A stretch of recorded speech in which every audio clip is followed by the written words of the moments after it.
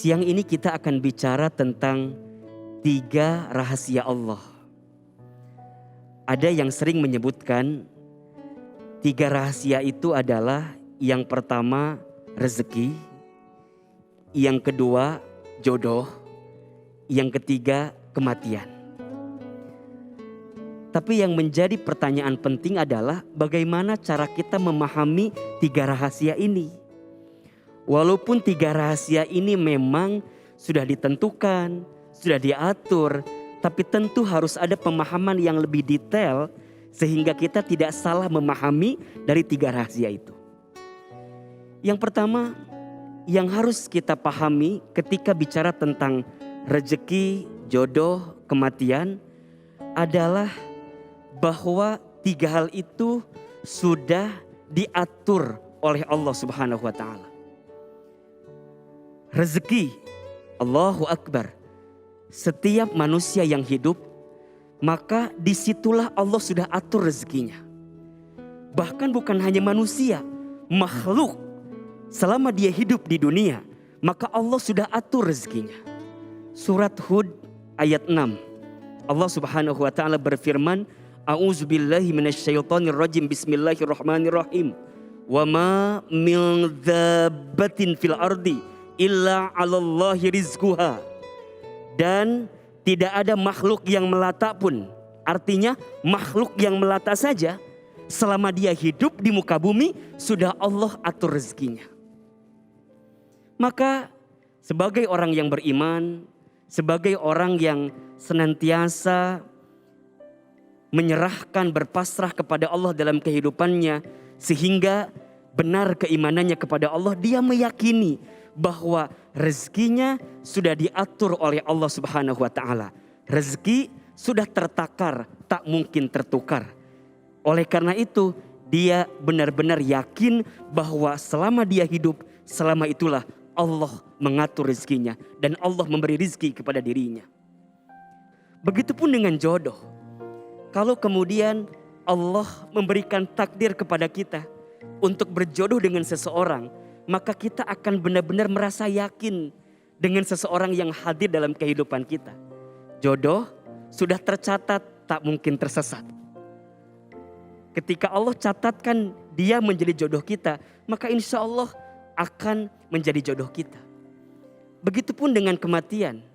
Setiap kita sudah punya jadwal kematian masing-masing.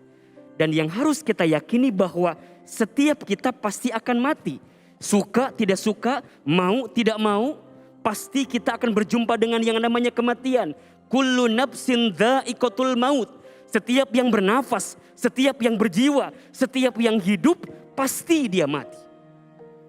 Dan kematian kita tentu terjadi karena izin Allah. Wa ma kana li nafsin an tamuta illa biidznillah.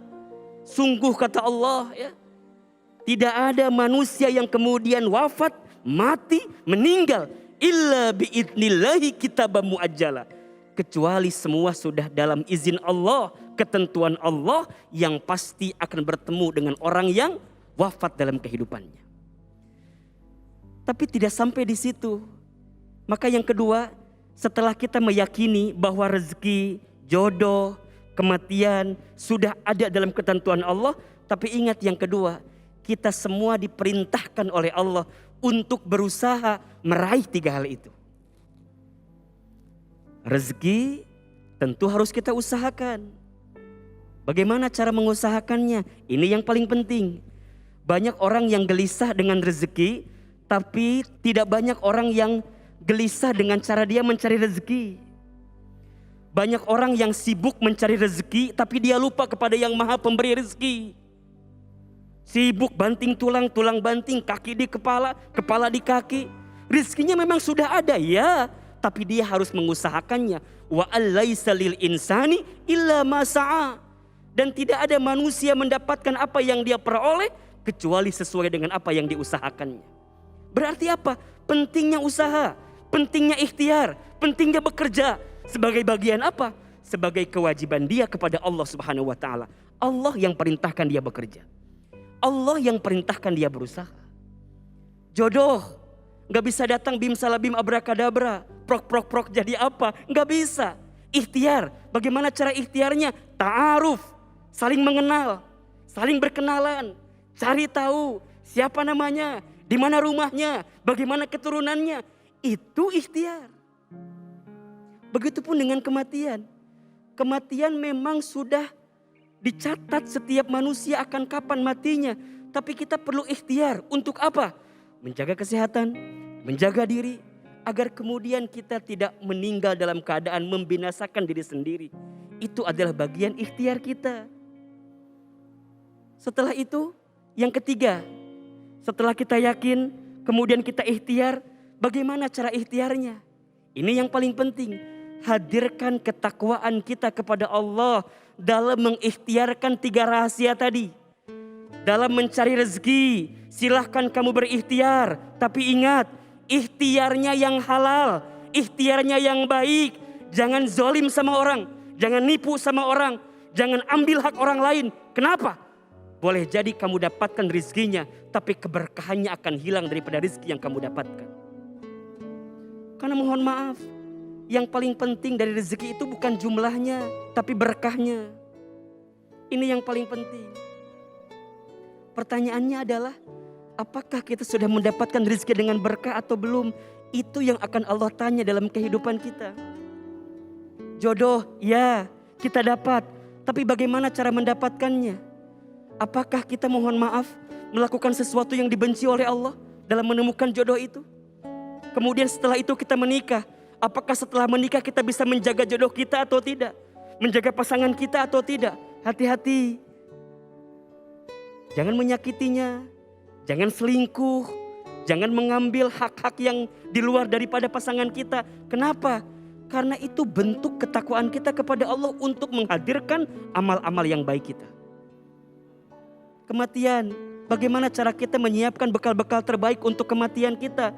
Iya. Mati jadwalnya sudah ada. Kita tidak bisa berlari dari jadwal kematian yang sudah Allah tetapkan. Tapi yang paling penting adalah bekal apa yang kita siapkan untuk berjumpa dengan kematian itu. Maka mohon maaf pemirsa yang dirahmati Allah. Jika dalam beberapa hari ke belakang kita mendapatkan kabar begitu banyak orang yang wafat. Banyak orang yang meninggal. Apa pelajaran bagi kita? Pelajaran bagi kita adalah siapkan bekal terbaik. Boleh jadi besok lusa giliran kita. Giliran kita yang akan kembali kepada Allah. Maka orang beriman yang paling cerdas. Siapa kata Nabi? Orang beriman yang paling cerdas adalah dia yang paling banyak ingat mati dan mempersiapkan bekal kematiannya. Hidup bukan untuk hidup, tapi hidup untuk yang maha hidup. Mati bukan akhir kehidupan, justru mati itu adalah awal kehidupan yang sebenarnya. Yakin, ikhtiar, dalam ikhtiar hadirkan ketakwaan. Baru yang keempat, dia bertawakal kepada Allah Subhanahu wa taala. Wa may yatawakkal 'alallah fahuwa hasbuh. Setelah dia berikhtiar yang terbaik untuk bisa meraih rezekinya, meraih jodohnya, kemudian dia menjemput kematiannya, maka dia berserah kepada Allah dengan hasil yang terbaiknya. Dalam urusan rezeki, yakinlah Allah Subhanahu wa taala memberikan rezeki terbaik kepada kita. Tinggal bagaimana cara kita memperolehnya. Setelah itu kita serahkan kepada Allah. Bahwa boleh jadi inilah hasil yang kita dapatkan saat ini adalah yang terbaik bagi kita. Dalam urusan jodoh, boleh jadi ada di antara pemirsa yang hari ini sedang menanti jodoh terbaiknya. Jangan sibuk mencari, tapi sibuklah untuk memantaskan diri agar kita bisa mendapatkan jodoh terbaik. Bicara tentang kematian, tentu kita takut dengan dirinya, takut dengan kedatangannya. Tapi yang lebih penting adalah siapkan bekal terbaik agar saat kita berjumpa dengan kematian, kita berjumpa dalam keadaan husnul khatimah. Sampai kemudian kita bisa menjalani hidup dengan tenang, dengan tentram. Saya teringat dengan satu nasihat dari Imam Hasan Al-Basri agar hidup kita menjadi tenang dan bahagia. Yang pertama, kata Imam Hasan Al-Basri, aku tahu rizkiku tidak akan pernah diambil oleh orang lain, sehingga aku tenang dengannya. Yang kedua, aku tahu amalku tidak bisa dilakukan oleh orang lain kecuali aku, maka aku sibuk beramal. Yang ketiga, aku tahu Allah melihatku, maka aku sibukkan diriku agar tidak berbuat maksiat, karena aku malu ketika aku berbuat maksiat Allah melihatku. Dan yang keempat, aku tahu kematian sedang menungguku, sehingga aku siapkan bekal-bekal terbaik. Ketika nanti aku berjumpa dengan kematianku, aku siap dengan bekal-bekal terbaik itu. Bismillah, jangan khawatir dengan rezeki, dengan jodoh, dengan kematian, tapi khawatirkanlah bagaimana ikhtiar kita untuk mendapatkan rezeki, jodoh, dan bekal terbaik untuk kematian kita. Mudah-mudahan bermanfaat.